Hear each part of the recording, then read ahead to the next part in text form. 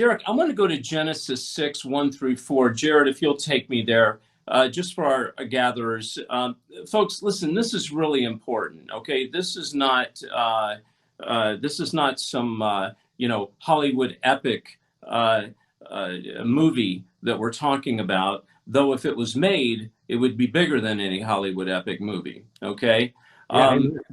Genesis 6, 1 through 4, when human beings began to increase in number on the earth and daughters were born to them, the sons of God saw that the daughters of humans were beautiful, and they married any of them they chose. Then the Lord said, my spirit will not contend with humans forever, for they are mortal. Their days will be 120 years. The Nephilim were on the earth in those days and also afterwards, when the sons of God went to the daughters of humans and had children by them. They were heroes of old and men of renown, meaning they were pretty much disgusting, violent, a lot of them giants. Folks, what was happening here was an abomination in the eyes of God. He destroyed mankind. And Jesus said, as in the days of Noah, they'll be eating and drinking, they'll be marrying and giving in marriage. Here's my point, Derek, or my question. Are we reliving this time right now in our society where we have a form of Nephilim among us that is detestable in the eyes of God? And these Nephilim, if they are among us now, what is their agenda? We have always had them with us, and that's the thing that we have forgotten. The early church understood this. The Jews of Jesus' day, the apostles, understood this.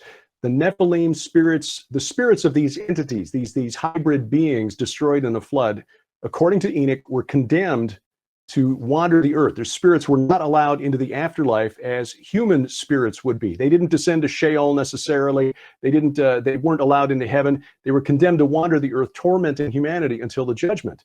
This was the understanding of the early church. We read the early church fathers in their writings about these spirits, like Justin Martyr and Origen and Irenaeus. They understood that this was the origin of the demons that walked among us. It was only around the time of Augustine who really popularized the idea of the sons of Seth, the godly sons of the line of Seth, marrying the women of the evil line of Cain, somehow producing these wicked rulers. And so desupernaturalizing the Bible, and that's the default position. That is the standard teaching in most of our seminaries today. So most pastors, priests who are coming into the ministry now have this naturalistic view of Genesis chapter 6.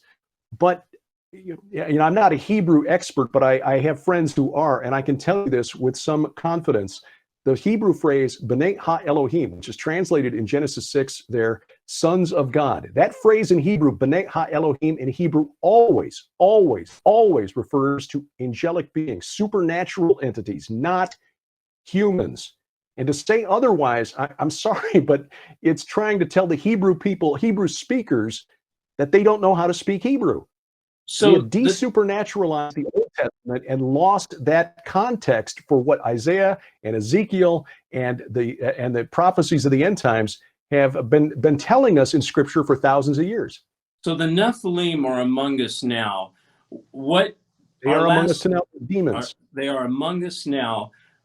How do they tie in, or do they tie into the Antichrist? Does the Nephilim have a connection to what's going to be unveiled and what's being unveiled now, a connection to the Antichrist?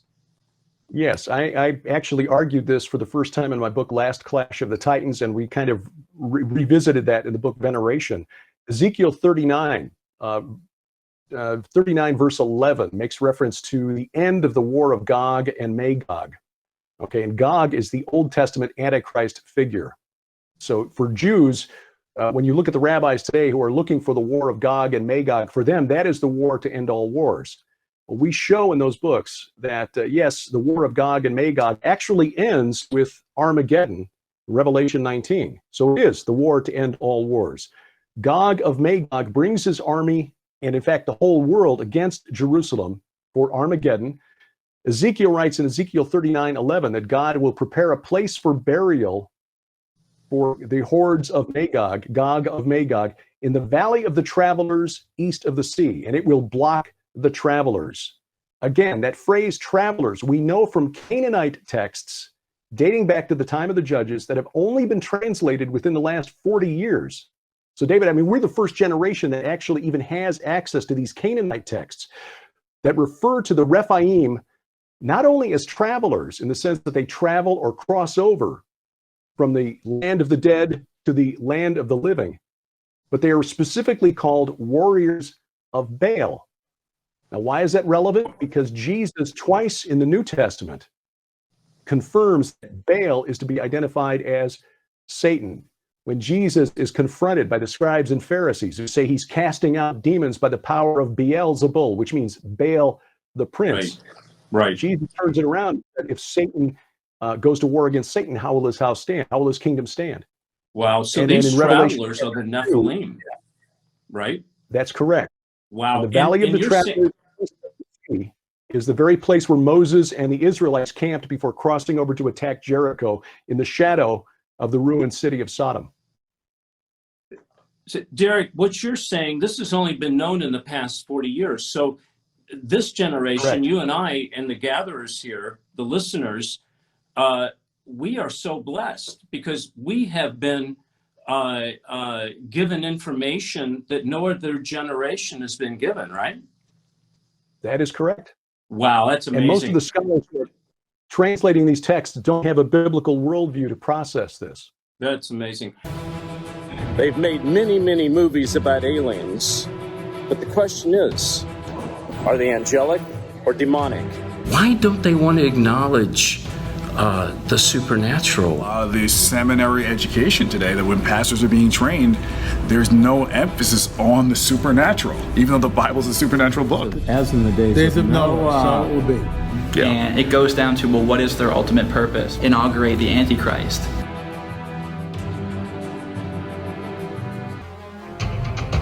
If you're like me, and you're tired of organized religion, the same kind of preacher preaching feel-good sermons, I'm a mom raising 2 kids, and I want them to hear the truth. I'm a gatherer right here on David Heavener Live, every Monday night, 8 p.m. Eastern, where we learn what it means to be a real Christian, to cast our demons, heal the sick, and fight the good fight. I'm not famous, and I'm certainly not rich, but I am a child of the living God, and I stand on truth. I hope you'll join me and many others right here on David Heavener Live, where we learn to use our God-given power. I've come to chew gum and kick the devil's rear end, and I'm all out of gum.